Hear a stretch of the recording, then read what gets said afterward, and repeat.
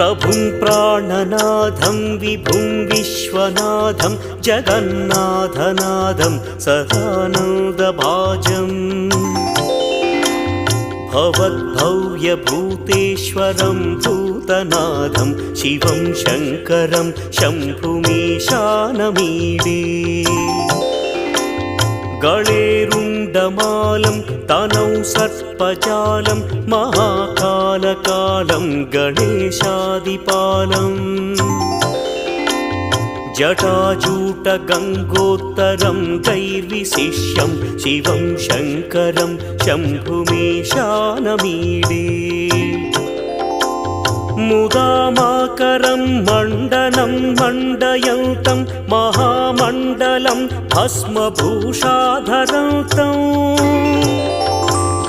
अनादिं ह्यपारं महामो